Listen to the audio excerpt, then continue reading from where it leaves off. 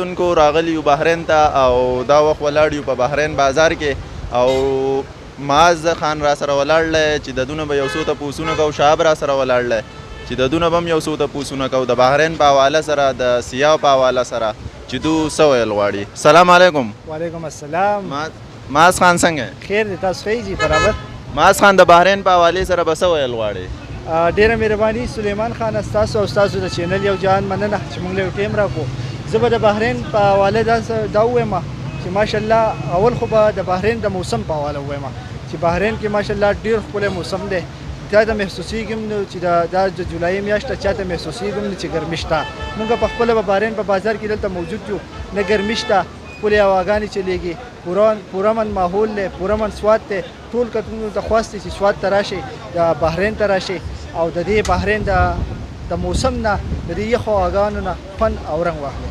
صحیح دی جی، ډیره مهرباني معاذ خان. اوس په راځو شهاب نه به یو څو تپوسونه کوو. د شهاب نه به تپوس کوو چې دی د بحرین په حوالې سره د سیاحو په حوالې سره څه ویل غواړي. سلام علیکم. وعلیکم سلام. مهرباني سلیمان خان چې تاسو موږ له خپل قیمتي وخت راکړو او د سیاح په حوالې خو به دا خبره وکړم چې دا بحرین ډېر یو ټورسټ ځای دی او تاسو ګورئ په خپله که تاسو وګورئ دا ټول خلک د بهر ځین نه راغلي دي بلکې د آوټ آف سوات دي، ټول بهراني خلک دي او بلکې ډېر مزیدار ځایونه دي. بره که تاسو پشمال وګورئ، پرون موږ پشمال ته تللو نو ډېر زبردست علاقه ده او که بیا کالام وتروړ ګبرال دغه ځایونه وګورئ نو دا ټول خلک د دې چکر دپاره راځي او ماشاءالله د امن ځای قایم دی، د سوات امن قایم دی. موږ شکریه ادا کوو د سوات پولیس بلکې د ډي پي او شفیع الله ګنډاپور صاحب چې هغه په سوات کې ډېر زیات امن کې ډېر غټ کردار ادا کړی دی خپل.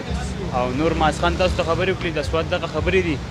ډیره مهرباني جی سلیمان خان تاسو موږ معاذ خان یو تپوس په بل کومه د معاذ خان نه. معاذ خان تاسو د دلته چې کم ټریفیک دی کم دغه دی د هغې په حوالې سره د پولیسو او وغیره کم سټاپونه چې دي لیویز واله شو دا منګی نو دلته ولاړي ډیوټي کوي، سهار ماښام ډیوټي کوي، د دې خلکو دپاره ولاړي د هغې په حوالې سره تاسو ویل غواړئ؟ دا خو تا ډېر ښه کوېسچن وکړو سلیمان خان. د ټول ناول خو به زه څومره هم زمونږ کتونکي دي او زمونږ د اواز اوري نو چې بحرین ته راځئ، کالام ته راځئ، دا پولیس دا لیویز اهلکار دا ستاسو د سیفټۍ لپاره ولاړ دي، تاسو له ریلیف درکوي.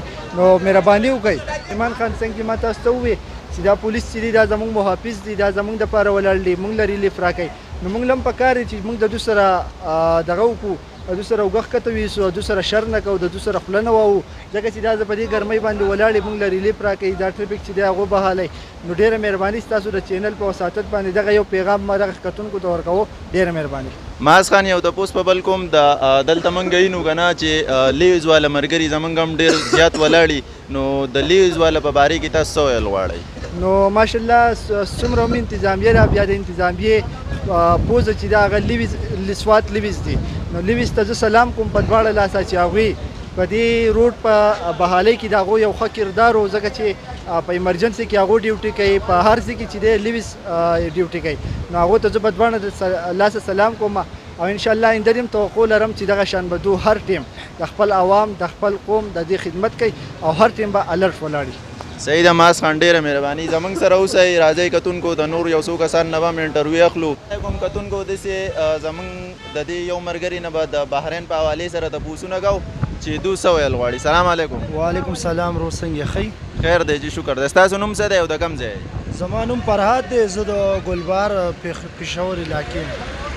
ښه، تاسو دلته بحرین ته څه راغلي او د بحرین په حوالې سره به څه ویل غواړئ؟ یاره چې موږ خو دلته چکر دپاره راغلي وو او تقریبا موږ 9 بجې راوتي وو د کالام بازار نه او دا 12 بجې دي. یاره ډېر ذلیله شو، ډېره خرابه لار ده جي. ښه، نو او د ده نه به یو تپوس بل کوو چې د پولیسو په حوالې سره به تاسو څه وایئ، د لیویز والا په حوالې سره به تاسو څه وایئ؟ هغو خپلې ډیوټیانې کوي دلته ولاړ دي، سهار ماښام دا زموږ دپاره ولاړ دي، د هغو په حوالې سره به څه وایئ؟ یاره جی پولیس والا خو موږ تقریبا 3 ورځې تېرې کې غریبانان ولاړي، 24 غنټې ولاړي، ټرافیک والا هم ولاړ دي. خو دغه حل تاسو به خپله د کیمرې په سترګه باندې خلکو ته وښایي، ډېر بد حل دی. صحیح ده جی.